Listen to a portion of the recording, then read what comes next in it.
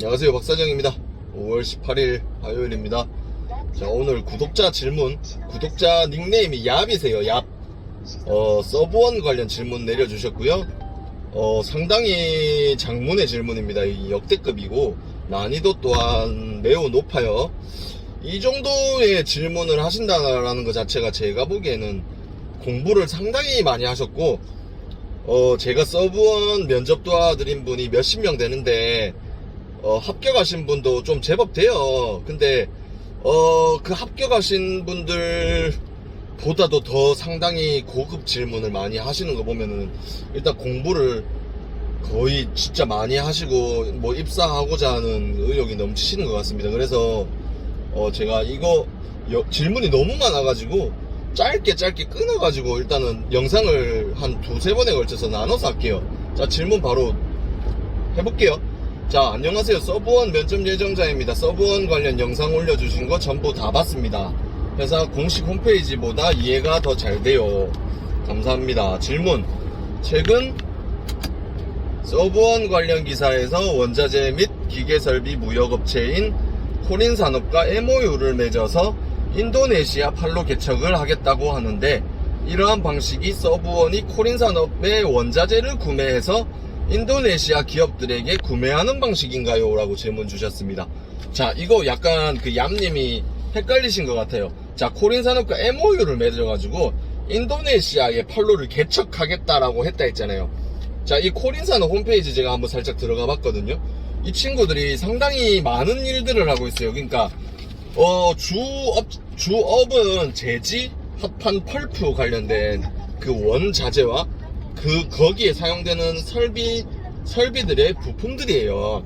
근데 아무래도 이런 무역 업무를 몇십 년째 하다 보니까 그거 외에도 보면 취급 자재들을 봤더니 뭐 무슨 프렌지, 호이스트 부품, H빔이 철강제거든요. 볼트, 파이프, 밸브, 압력계기, 전기자재, 무슨 등등 뭐 없는 게 없어요. 베어링, 감속기 뭐 이렇게. 말 그대로 이게 그냥 MRO 그 자체예요. MRO, 소모성 자재. 그러니까 말 그대로 얘들은 종합 유통을 하고 있는 회사라 보시면 돼요. 종합 유통. 아마도 한국에서 특정 부품들을 인도네시아로 수출해서 인도네시아 현지에 있는 아마도 이 코린이라는 회사가 인도네시아의 거점이 상당히 잘 구축된 회사 같아요. 그래서 그 인도네시아에 이제 뭐 한국인 공장들을 상대할 수도 있고요. 뭐 아니면 인도네시아 현지인들이 운영하는 그런 공장들을 상대로 소모성 자재들을 수입해와서 판매하는 그런 형태의 일을 하는 것 같습니다. 거의 그냥 그렇게 보시면 될 것 같고요. 이 취급하는 물건들을 보니까. 자, 인도네시아 판로 개척을 하겠다 했지 않습니까? 자, 이런 경우에는 그 얌님이 말한 것처럼 서브원이 코린산업의 원자재를 구매해가지고 인도네시아의 기업들에게 공급하는 방식인가요? 라고 하셨는데, 이럴 가능성도 있어요. 그러니까 예를 들어서 인도네시아에 LG 계열사가 있어요. LG 계열사, 서브원 관계사죠. 그런 데 같은 경우에는 이 코린산업이 뭐 기존에 들어가고 싶어도 못 들어가고 있었던 부분이 있을 거고, 뭐 관련 있는 업체에서 하고 있을 경우에, 네, 그래서 서브원에서 좀 뭔가 연결시켜 줄 수 있는 부분은 있을 거예요. 그런 원자재에 대해서. 그래서 요 말도 틀린 건 아닌데, 아마도 제 생각으로는 인도네시아 판로 개척이라는 거는, 서브원은 한국에 있는 그 유통의 강점이 있거든요. 한국에서 이제 뭐 전 세계 메이커를 한국 경로, 그러니까 말 그대로 한국 정식 경로를 통해서 소싱을 한 다음에 물류센터를 거쳐가지고 이거를 인도네시아에 수출하고, 그거를 코린산업이 인도네시아 현지에 판매하는 그런 식의 비즈니스를 하고 있는 것 같습니다. 제 생각으로는요. 그래서 이게 코린산업이 원자재를 주력으로 하는 업체긴 하지만은 이 코린산업의 이 원자재들을 한국에 가져와가지고 서브원이 아무리 마진을 적게 붙여서 한국에 되팔아도 이 원자재라는 게, 제 예전의 영상 보시면 아시겠지만은 원자재는 직접 수입하거나 이렇게 하지 않는 이상은 경쟁력이 말 그대로 10원 단위의 그런 아주 치열한 뭐 치킨 게임 정도의 아주 치열한 비교가 됐을 경우에 승산이 없어요.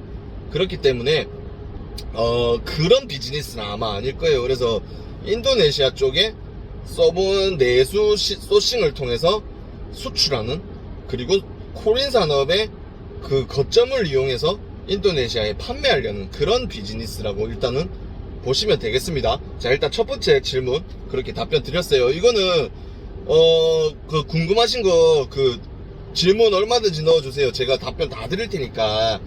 이거는 뭐 일단은 첫 번째 영상 좀 끊을게요. 자, 두 번째 질문입니다.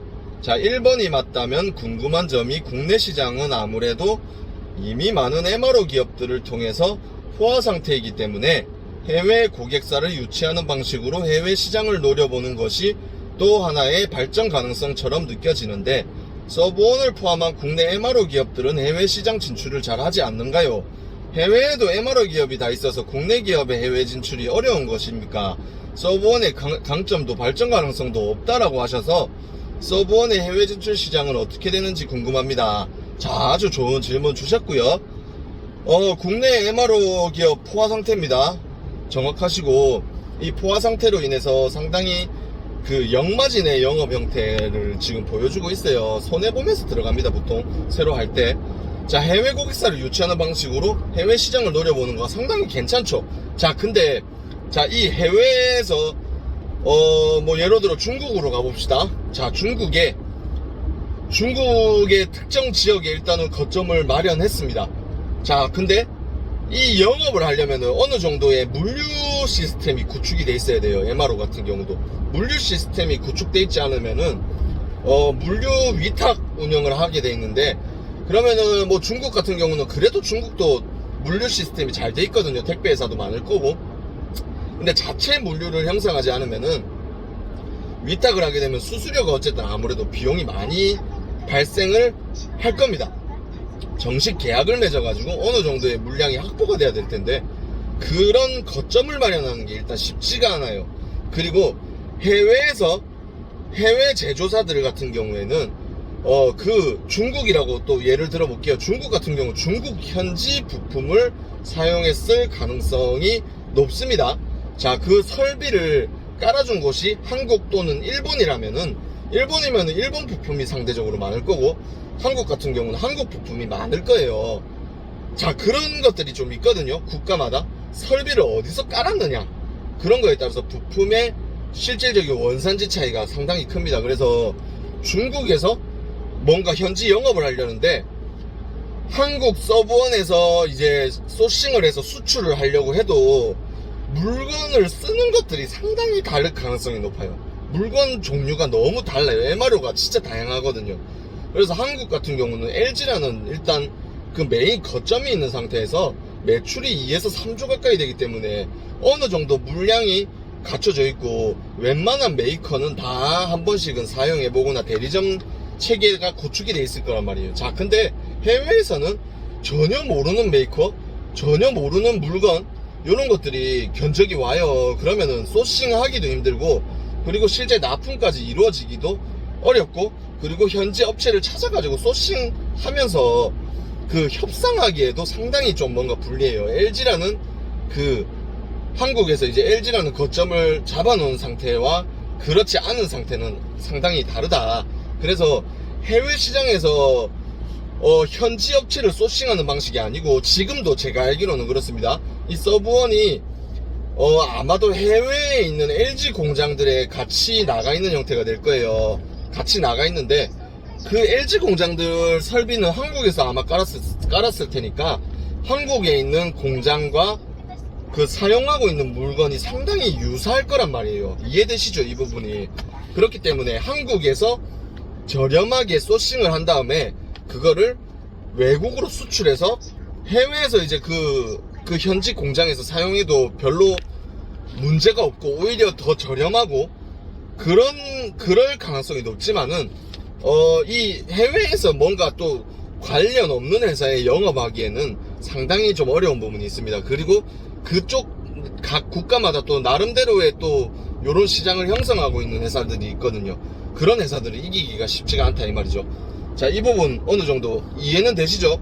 그 해외 시장을 노리는 게 아이마켓 코리아, 서브원 이렇게 해외에 많이 나가 있어요. 수출을 상당히 많이 하고 있습니다. 자, 그런데 실질적으로는 그 관계사 아이마켓은 삼성 공장들이죠. 해외 공장들에 의존하고 있고, 서브원 같은 경우는 LG 공장들에 의존하고 있어요. 이거를 뭐 어디 평택이나 뭐 이런데 뭐 어디 물류센터에 모아가지고 해외로 한 번에 보내겠죠. 보내가지고 그쪽에서 어차피 설비를 한국에서 깔았으니까 같은 부품들 그 현지에서 사는 것보다 한국에서 물류비 붙여가지고 수출해서 그거를 사는 게 더 이득이다라고 아마 판단을 할 거예요.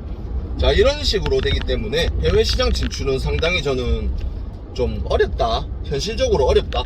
이게 우리나라처럼 물류가 갖춰지지 않았고, 그리고 거점 자체가 바이어들이 뭐 많지가 않으니까 영업을 하는 게 일단 쉽지가 않아요. 공격적인 영업이 불가능하고. 자, 이 정도로 이번 질문은 마칠게요. 이거 어렵네요 정말로. 세 번째 질문 이어서 갈게요. 한미약품에서 개발한 코로나 키트를 서브원과 계약을 맺고 판매한다는 기사를 봤는데, 이런 경우는 한미약품의 B2B 유통망이 약해서 서브원과 계약을 한 걸까요? 약국 등에서도 판매하고 있는데 굳이 B2B 유통을 왜 서브원에서 하게 되었는지 궁금합니다. 이것도 서브원의 장점일 것 같아서요. 상당히 좋은 질문입니다. 자, 한미약품이 B2B 유통망이 약해서 그럴 거라고는 생각 안 합니다. 자, 다만 서브원이 그 거래하고 있는 그 유통망 자체가 주로 LG 계열 관계사들이잖아요. LG 관계사들이기 때문에 서브원이 아무래도 그쪽에 대해서 유통망은 강하잖아요. 그래서 아마도 한미약품에서 뭐 약국에서 흔히 구할 수 있는 그런 제품들이고, 여러 메이커들이 있을 테지만은 서브원이 이제 거래하고 있는 그 제조업체들, 그 제조업체 쪽에서도 분명히 수요가 좀 있을 거거든요. 왜냐면은 중요 인력들이 감염이라도 되기라도 하면은 회사가 엄청난 손실이 있기 때문에 그런 키트들을 많이 확보를 하려고 할 거예요. 그렇기 때문에 그거를 구매하려면은 기존에 거래하고 있는 그런 서브원 통해서도 구매할 수 있습니다. 충분히 영업이 가능한 부분이잖아요. 서브원이 기존에 물건을 잘 공급하고 있기 때문에. 그래서 다른 메이커 쪽에서도 서브원에 분명히 그런 제안을 했을 수도 있겠는데, 한미약품이 먼저 제안을 했다면 이 친구들 상당히 똑똑한 친구들입니다. 한미약품의 영업팀 자체가. 자, 그래서 서브원이 어쨌든 꽉 잡고 있는 그런 유통망에서 다른 메이커들보다도 뭐 일정 부분의 마진을 챙겨주면서 그런 식으로 이제 그 계약을 체결했을 가능성이 높아요. 이것 또한 서브원이 국내 시장에서 어느 정도 영향력이 있기 때문에 이거를 따오는 상당히 이제 장점이 맞죠. 그래서 요 질문 상당히 좋은 질문이었고, 3번 질문이 이제 마지막이었거든요.